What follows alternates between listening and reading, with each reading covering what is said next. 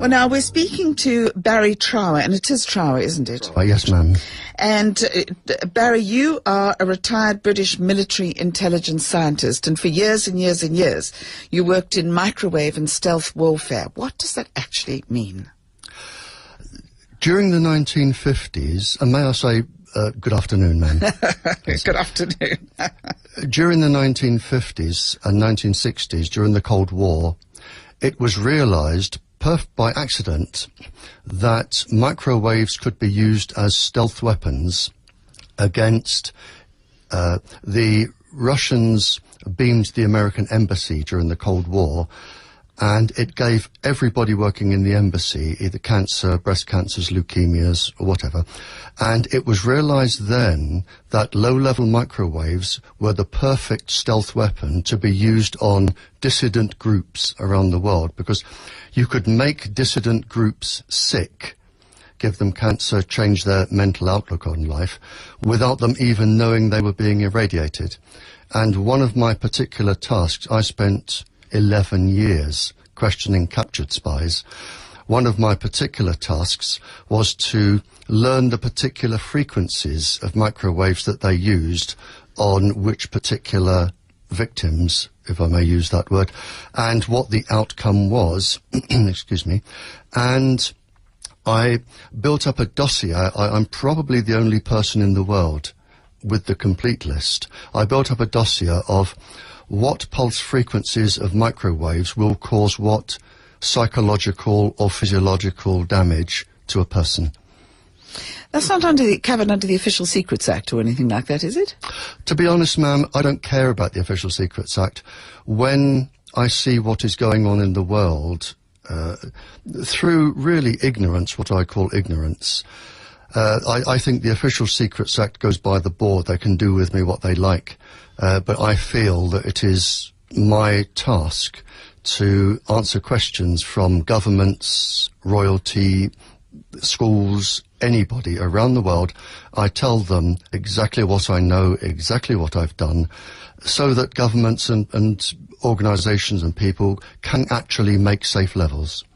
Okay, so you did this work for 11 years, but Yes, but you've also been involved, obviously, in stealth warfare, microwave, and your particular expertise was on the impact of this radiation on health and brain functioning. Absolutely. And you debriefed microwave spies and dissidents and things, as you explained to us.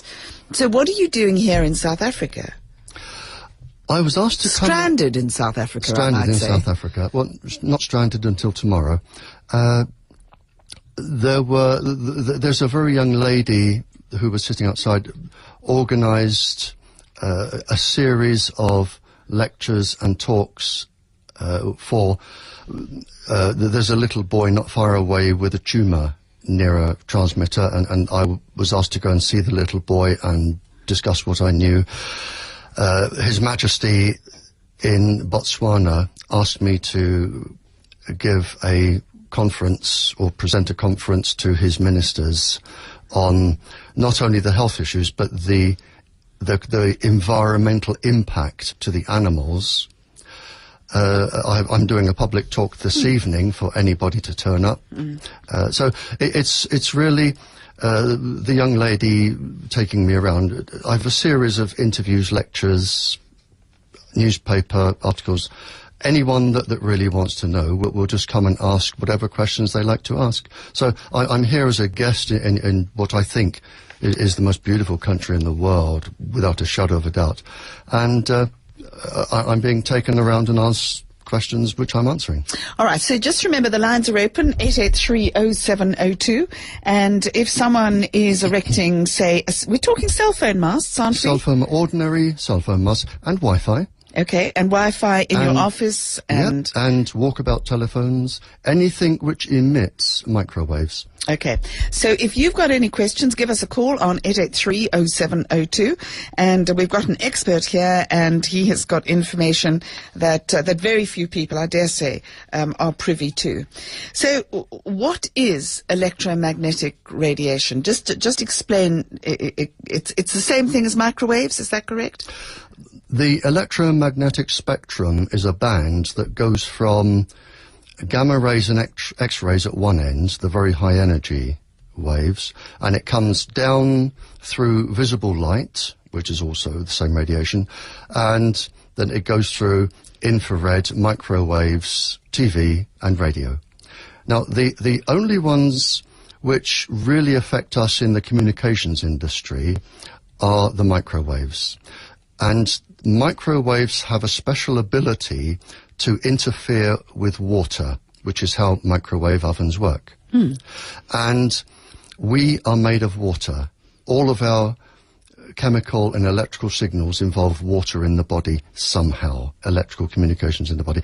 So the industry has picked the worst possible part of the electromagnetic spectrum to give to young children and to adults. And here we're talking about cell phones, for instance. That's what you're talking about. Cell phones, yes, ma'am. So France, for instance, is saying that children should not be given mobile phones under the age of 14, for instance. The European Parliament voted by a large majority to recommend tighter safety standards, and this included Wi-Fi and whatever, but also protecting vulnerable groups like children, pregnant mums as well.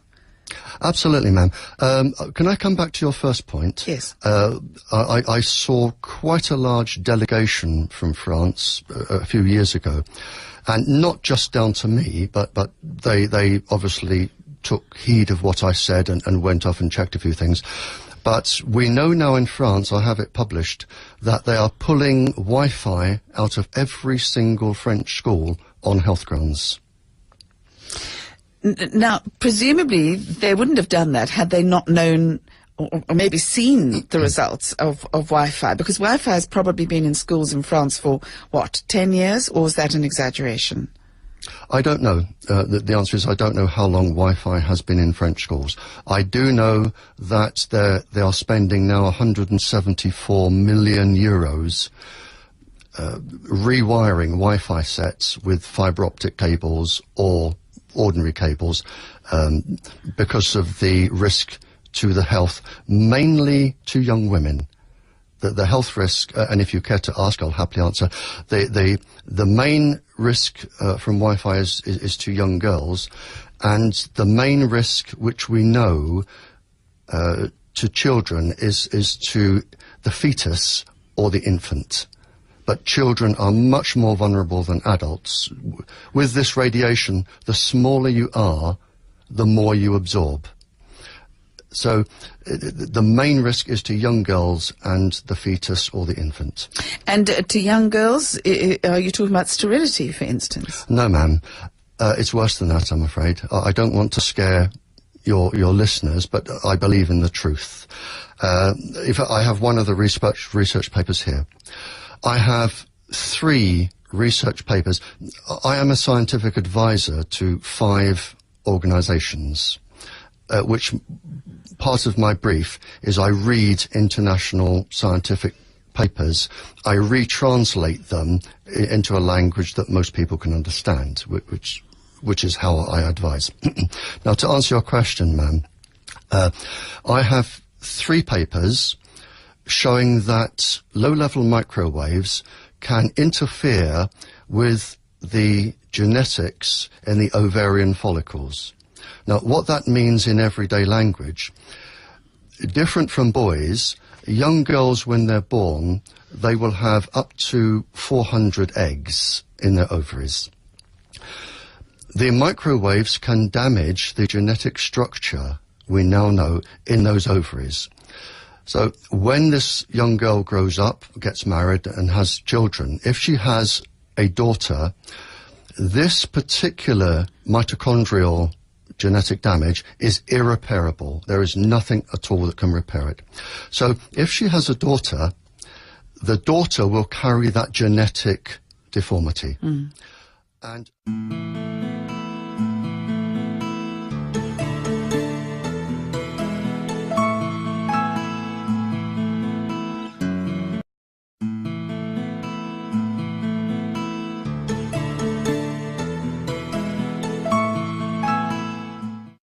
her daughter will carry it, and her daughter will carry it.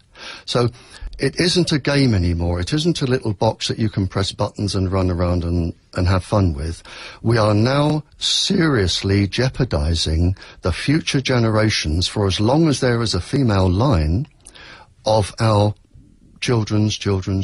And that is, to me, the most scariest aspect of all of this. All right, now if you've just tuned in, we're chatting to Barri Trauър, who is a retired British military intelligence scientist. For years and years he's worked in microwave and stealth warfare, and his particular expertise was on the impact of this radiation on health and brain functioning. And he is here. We are chatting about microwaves, we are talking about Wi-Fi, we're talking about cell phone masts, we're talking about the damage done to vulnerable groups of people. Everyone, of course, is vulnerable, but there's some groups that are more vulnerable than the others. And kids texting, and you know that they can spend hours and hours and hours texting. Bad news.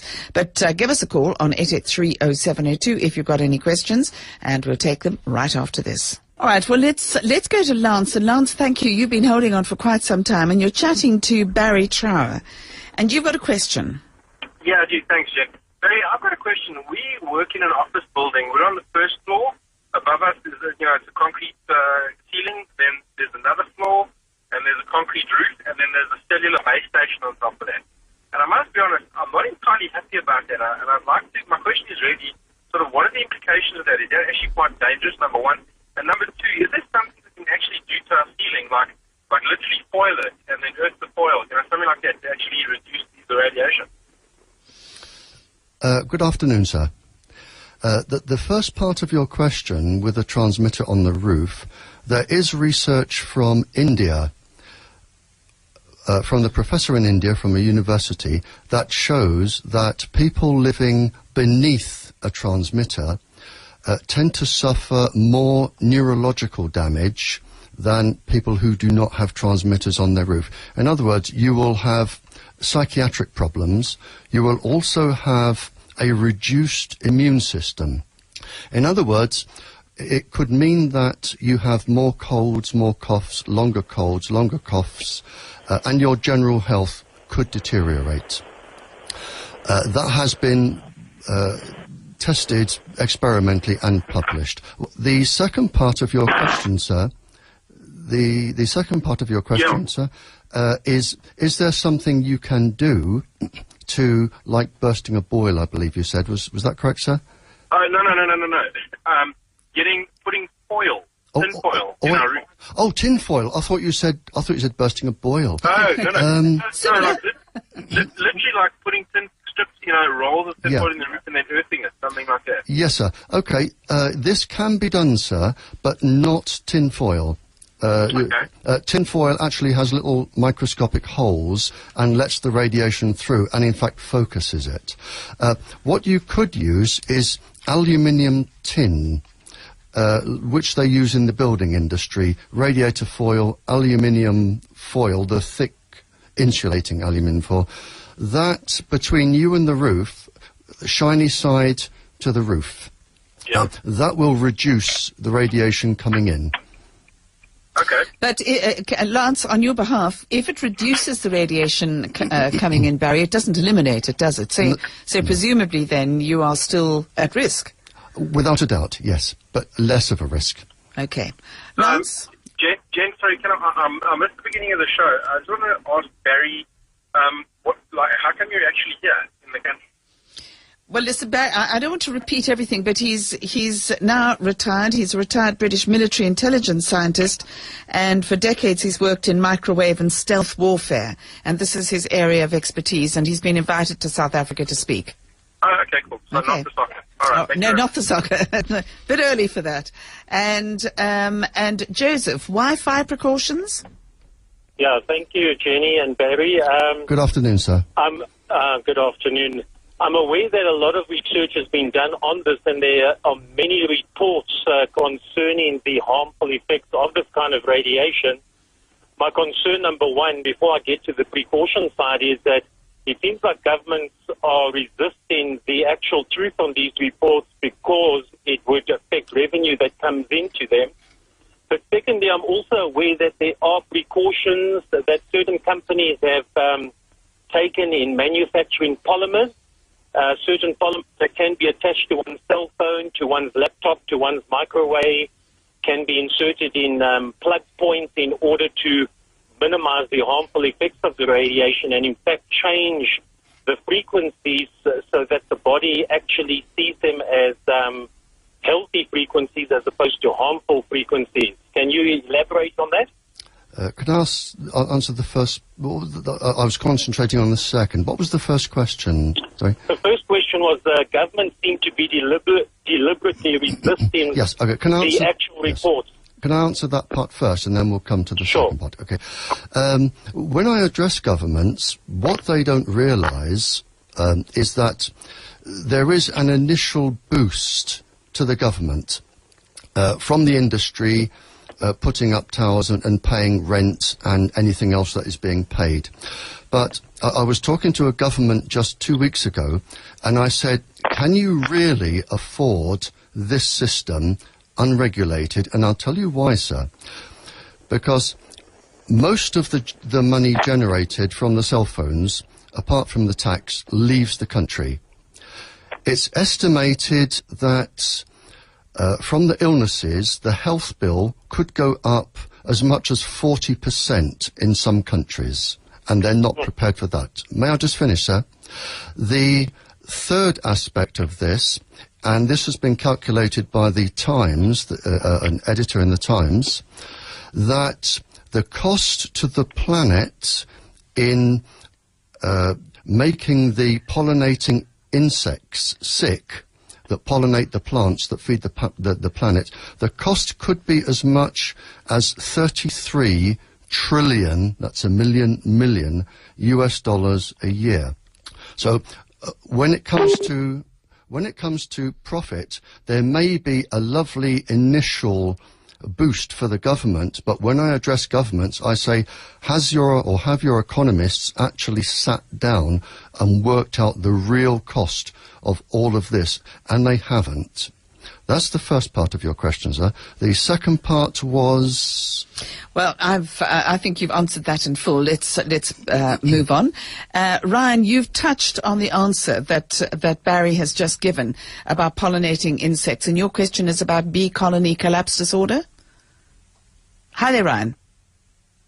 All right, Ryan from Gallimana asked the question about bees, which are in trouble, and that, of course, is pollination. That's what we're talking about. I could expand on that just one thing. Yes.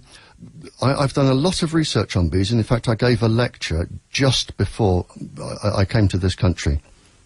The bees are, out of all of the insects, all of the animals that are affected, bees are affected worst. And the reason is that they are the size that the frequency of the microwaves can react with most. They have 3 different types of iron in their bodies that help them navigate. They use the Earth's magnetic field to navigate, but the microwaves going through the bees will remagnetize what they use for the Earth's magnetic field, so they are disorientated. And the other part, and this has been published in Nature, the planet's foremost scientific journal, they have found that the bees' visual navigation system, where they use the sun, that is also affected by all microwave frequencies. So the bottom line is bees will get lost, their immune systems will suffer, and then eventually whatever illness they come across, the varroa mite, anything, that will then take its course. But the bottom line here is that migratory insects, even ants, will be disorientated. All right, so give us a call, 883-0782. I've got a whole lot of questions I want to ask Barry, and yes, they do revolve around cell phones, children, masts in playgrounds.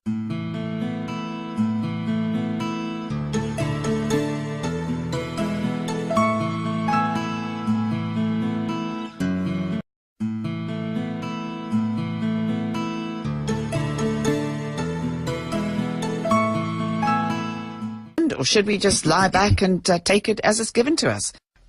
SMS Jenny Crewis-Williams now on 31702. 31702. Now, Barry, before we get onto cell phone masts and things like that, what does the World Health Organization say about what you are saying? The World Health... It's a very good question.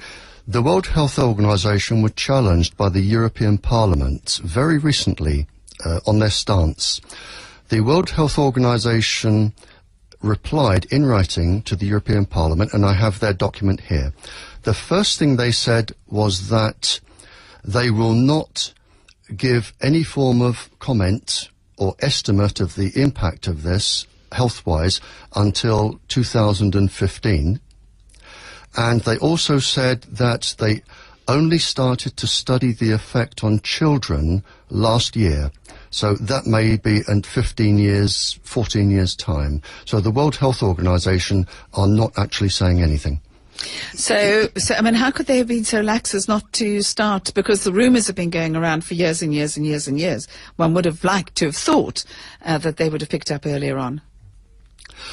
There are, to my knowledge, legal issues here where parliaments are questioning the decision-making processes of the World Health Organization, and this is an opinion that there may be industrial influences with the committee that helps run the World Health Organization, and I do know there are legal questions headed that way.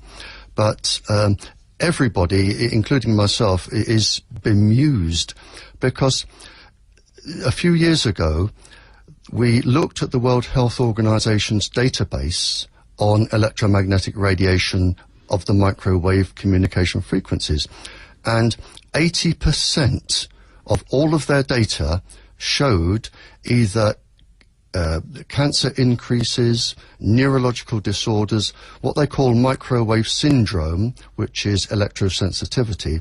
80% of their research showed this, but they were doing nothing about it. What is the Bioinitiative report? The Bioinitiative report, it really flew in the face of the World Health Organization's lack of support. I tell a lie. Several scientists from around the world, leading scientists from around the world, spent many years studying the latest 2,000 research papers. They cross-checked them, they read them, they looked at them, they argued, they discussed. And the scientists who wrote the Bioinitiative report, they decided on a safe level that would include children. And they listed all of the illnesses, and they came out with this safe level that they considered, with today's knowledge, today's experts, a safe level for children and everybody else for a lifetime's exposure. And they published this safe level, and anybody can read it and anybody can use it. To my knowledge, it's been picked up by 6 or 8 governments so far. 2 were already on it, and I think another 6 have decided to ignore the international guidelines, ignore the World Health Organization, and to go straight to the Bioinitiative safety level. How long does it before you start showing, for instance, if there's a mast in a child's playground and you've got children going there every single day apart from school holidays, how long does it take before some of them might start showing symptoms? And there can be things such as nausea, for instance, or dizziness, or rashes, and things like that. Those are the initial stages, are they not? Absolutely correct. The 3%, we know from experiments from around the world, the minimum that will show signs instantly, almost instantly, within minutes, is 3%. So if you have 100 children in your school, 3 of them will show signs straight away. The Nobel Prize-winning Irish Doctors Association believe it's probably nearer 15%, but I'm settling for 3 at the moment. So we know 3% initially, and then depending on the child's state of health and a few other factors, probably within 18 months, a few years, you will then have the more serious symptoms starting to show. What about houses that are in the proximity of that particular mast, for instance? Absolutely the same, ma'am. Absolutely the same. Children are everywhere. The problem we find with schools, and may I just say that, may I just come in with a piece of research, please? In 2003, there was an international study of schools in just France and Spain, and they found 130 leukemia clusters in schools that had transmitters in the playground. Just a few years later, I was invited to address the Welsh Parliament, and I found another 47. So by the end of 2006, between England, France and Spain, we had over 200 leukemia clusters in schools of 11 children or more, aged 11 or under. That is over 2,000 children. Right, well that is an alarming statistic. What about adults? What about teachers? What about people living in the houses nearby that are not children? The report I wrote, and I'm having it published soon, but I've left copies behind, I referenced the report that looked at all the schools, and they did find that there was elevated breast cancer. The first symptom in a lady tends to be breast cancer if it's going to be serious.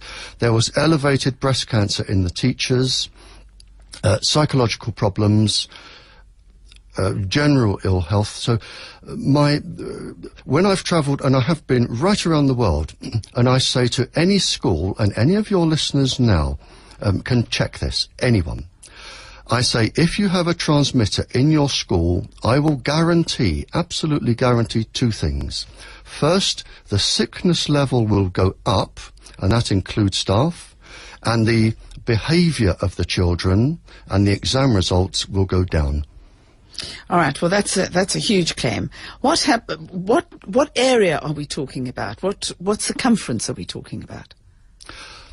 No mobile transmitter should be within 1.5 kilometres of a school if it is an ordinary transmitter putting out an ordinary 20-watt microwave beam. It should certainly not be within 1.5 kilometres of any school. If it's in the middle of a high street and it's on top of a 2-story building? No, it shouldn't be there. There is no reason for microwave transmitters to be near people. They can be moved far away from people. The only reason they're near people is because it saves the company money.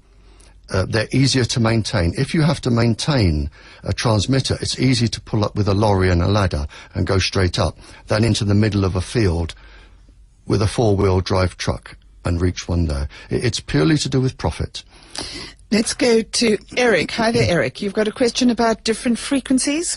Yeah, hi Jenny, hi Barry. Good afternoon, generally sir. accepted microwave frequency is 2.4 gigahertz, and I guess that's where most of the damage occurs.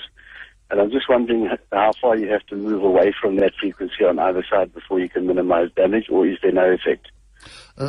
All of the microwave frequencies go from 300 megahertz to 300 gigahertz.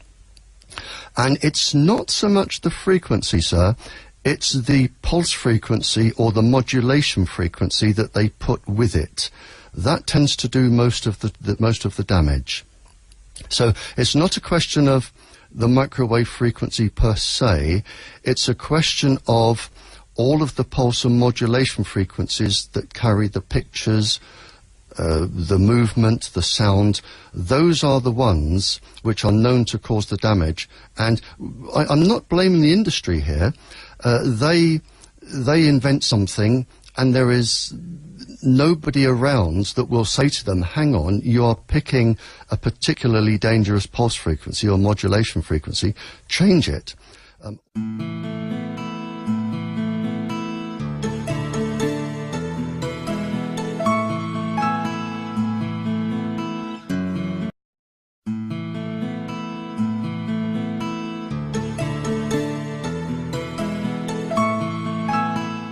All the industry has to do is turn to a government or turn to somebody like me and say, would you comment? The problem is solvable, but to answer your question, sir, it's really the modulation or the pulse frequency, the carrier waves that they put in, that tend to do most of the damage. All right, Eric, interesting questions. Thank you. And here's another one. Temba asking this question. What are the effects of microwaves when using Bluetooth in the car, which many of us do, and or when the Bluetooth device is actually on your person? Two questions there, ma'am. The first, you should never, ever use a microwave transmitter inside a car, because they reflect all of the microwaves backwards and forwards and backwards and forwards, and you are effectively putting yourself into a microwave oven. That is the first thing. The other thing is that we know from experiments, and this has been published, that when you have microwaves near your brain, we know that it was carried out on children, and a child who used a microwave transmitter, an ordinary cell phone, for 2 minutes had his natural brain waves disrupted for 2 hours afterwards. Now, when you disrupt your natural brain waves, it's called entrainment, any personality change, depending which part of the brain you're changing, any personality change can occur, and that's just with 2 minutes.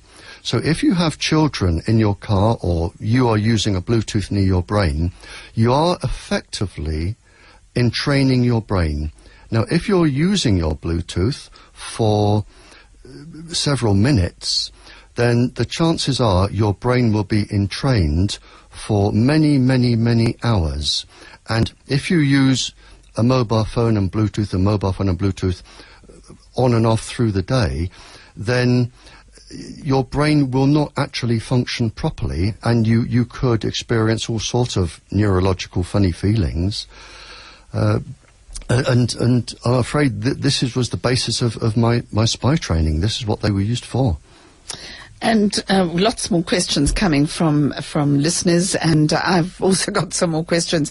And if you've just tuned in, we're chatting to Barri Trauър, retired British military intelligence scientist, and he's here to answer your questions. He's out here as a guest of the Electromagnetic Radiation Research Foundation of South Africa, and I'll give you details of the talk that he is going to be giving. That's a public presentation this evening at 7 p.m., but I'll give you those details a little bit later on.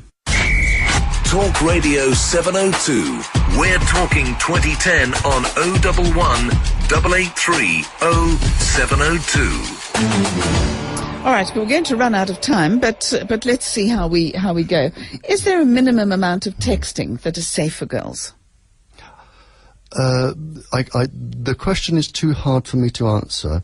The question really is like, is there a minimum amount of cigarettes a child could smoke and stay safe? There are so many complicated issues here. A girl may just text once, send the microwave straight through her ovaries and cause genetic damage, or she may text for a month and have no specific issues. So you just can't say? The question is too hard to answer. You were saying to me a moment ago whilst we were off air that if a child uses a cell phone once a year, it's once too many. Is that not being too rigid, too melodramatic? My own government has said that children should only use cell phones in a life and death emergency. Some countries, I believe Russia, actually ban children from using cell phones. But if we stick to the life and death emergency, if a child says to me, I've used my cell phone once a year, I would say, well, you have a pretty rough life to have an emergency like that every year. A child should not use a cell phone only in a life and death emergency. And there are other medical issues that I don't have time to go through to do with the immune system and the development of the nerves. But a child should not use a cell phone unless it is a life and death situation. And it should not, emphatically, the mast should not be sighted in a school ground. Absolutely not, without a shadow of a doubt. Let's see if we can answer this question from Moira. Hi there, Moira. Hi. Hi, Barry. And Good Jen. afternoon, ma'am. My question is, do satellite dishes emit microwave radiation? And I'm not talking about the sort of home TV satellites. I'm talking about these 50-meter diameter satellite dishes. And the reason I ask is that I have a factory next door to an area that's like a satellite farm. And I've been working there for 15 years, and my health has deteriorated to the point where I can't even work anymore, with neurological problems and various health problems. The easy answer to your question, ma'am, is yes, they can. And is it the microwaves that are the problem? Because these are satellites that I believe some of them track satellites orbiting the Earth, and two that are located about 10 meters from my factory are at least 50-meter diameter. If they're tracking satellites orbiting the Earth, to be honest, it depends what the dish is there for and what it's doing. If it's tracking a satellite, then nothing should be coming your way.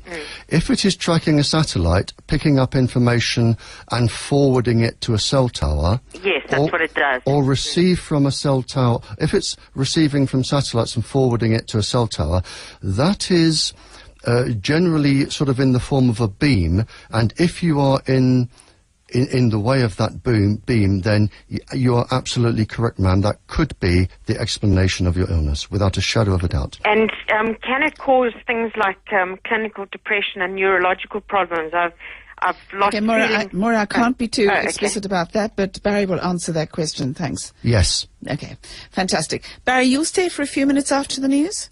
Of course. Fantastic. That'd be absolutely lovely. Otherwise, we're going to run out of time. We've got lots and lots of interesting questions coming our way, including the use of Wi-Fi, which, of course, affects so many South Africans and so many people all around the world, in your house, in your car, and in your office as well. So let's talk about that and possibly ways to combat that. Let me slip in a question to Barry before the news, and he'll stay for about 10 minutes after the news and hopefully get through all of your questions.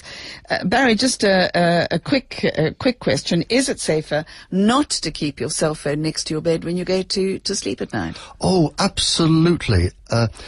What happens, if you have your cell phone next to your bed, it is emitting microwaves if it's on standby. The microwaves go into the body and they influence a chemical known as melatonin.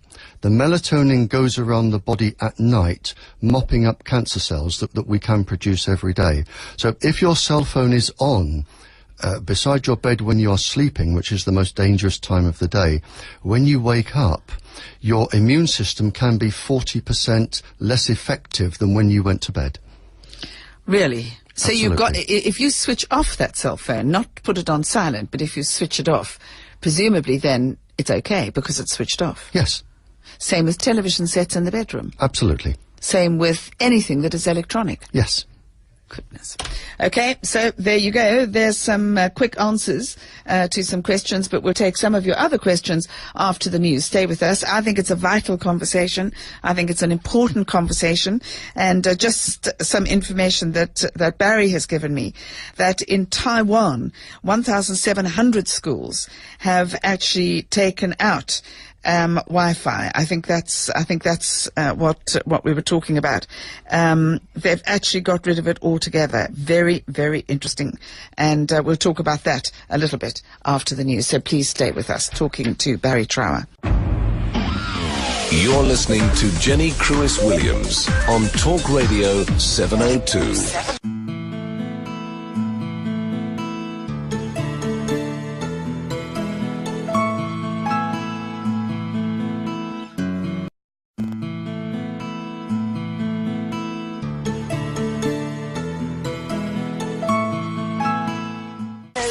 Your number one news and talk station on 92.7 and 106 FM. I mentioned just before the news that Taiwan had removed all sorts of things from school grounds. What I was talking about, because I don't think I was clear, I was vague, has already removed 1,500 masts from school grounds or near their schools, and that was as early as 2007. And yes, there have been studies around masts in schools, and it's coming up negative just about everywhere. Barry, I asked you about the Bio-Initiative report. I asked you about the World Health Organization. What is the Ecologue study?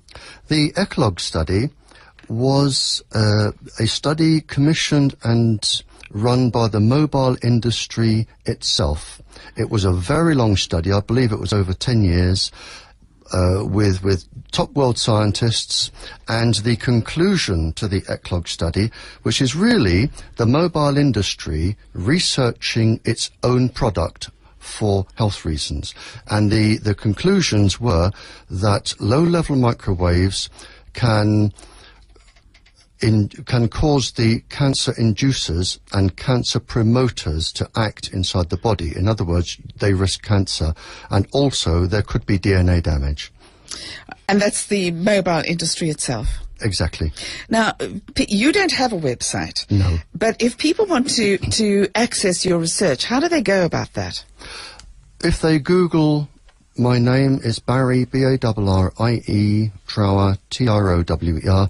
If you Google my name, nearly everything I have published, or my lectures to governments, they're all on there. I hope they're all in simple, understandable English, and you can download them for free. All right. Let's answer some other questions. We're going to be as quickly as we possibly can. Leonora, you've got a question. Yes, please. I'd like to ask Barry, if amalgam fillings, metal fillings, be it amalgam or gold, as well as implants, titanium implants in teeth, have any impact as far as using cell phones are concerned and cell phone towers? You're absolutely correct, ma'am. Any metal inside the body will absorb microwaves, and they will re-emit the microwaves, usually at a slightly different wavelength, but into the body, and you can get quite a serious heating effect inside the body. Oh. So experiencing pins and needles and that kind of effect, sensation could possibly be due to that. Oh, without a shadow of a doubt, ma'am, you're correct. Okay, all right. Thank you for your answer. Thank you, My pleasure, Leonora. ma'am. Stephanie, hello. Hi. Hi. Hi, Barry. My question is, my children go to school just outside of Johannesburg, and they've had to go wireless with Wi-Fi because cables have been stolen, so the whole school is wireless. And they have been approached, and the school has said, well, prove it to us. Where could I go to, who could I speak to come and measure the radiation that's going on in that school, or would you say pull them out of the school, my children? They say prove that the Wi-Fi is dangerous. Yes. You only have to quote the industry's own research in its own product. To me, if I had children at school, I would change schools to a school that didn't have Wi-Fi, personally. Yeah. I wouldn't run the risk with my daughter having a genetically damaged child. Yeah. Okay. All right, Stephanie. Thank you so much. My pleasure, ma'am. All right, and it's the ECLOG study that we're talking about here. Just some quick answers. My husband works at cell masts every day. What are the implications for him? Wear protective clothing, very, very good protective clothing when you are going up or near a transmitter. My 3-year-old boy plays games on my cell phone daily. Is it safe for him to continue, or should I stop him? If the cell phone is just being used as like a simple calculator for games, there is no problem. If it's transmitting somewhere, then there is a problem. Will car radios have the same effect on you, turning a car into a microwave? If I turn on my car radio, is that a problem? You should never, ever have microwave irradiation inside a car. No, ever. Never, ever. Even if it's an old cell phone? Especially if it's an old cell phone.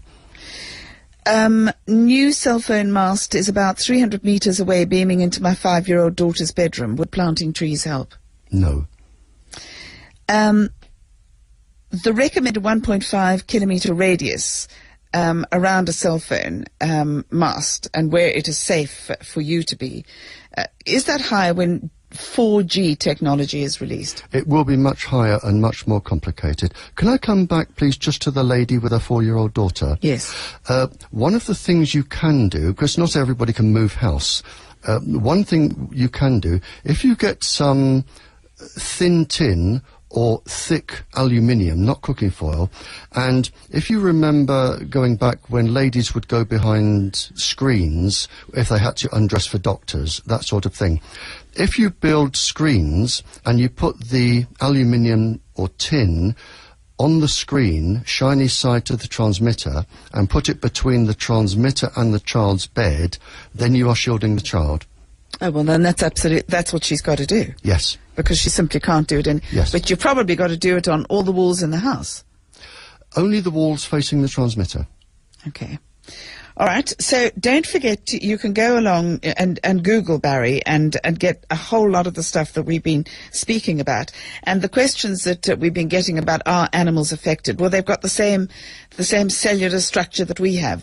Of course, they are affected in the same kind of a way.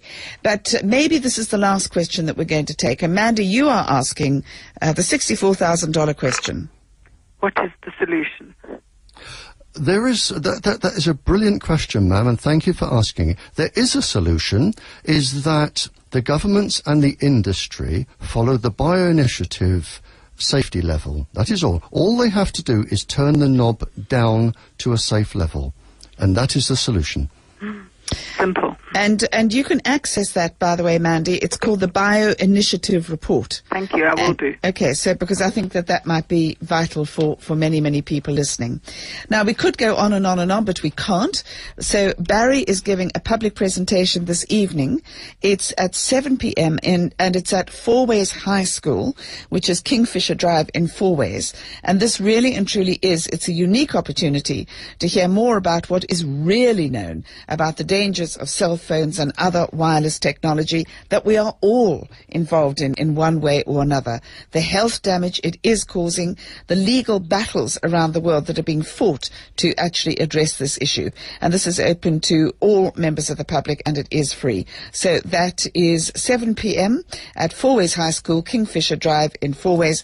We're talking to Barry Trauer, and he is consulting to governments and other authorities around the world on the health risks of microwave exposure. And you can Google him, and you can get your hands on some of his research, which is all put up there, and that will amplify some of the things that we've been speaking about today. But Barry, thank you. Very sobering conversation. My pleasure, ma'am. Thank you very much for your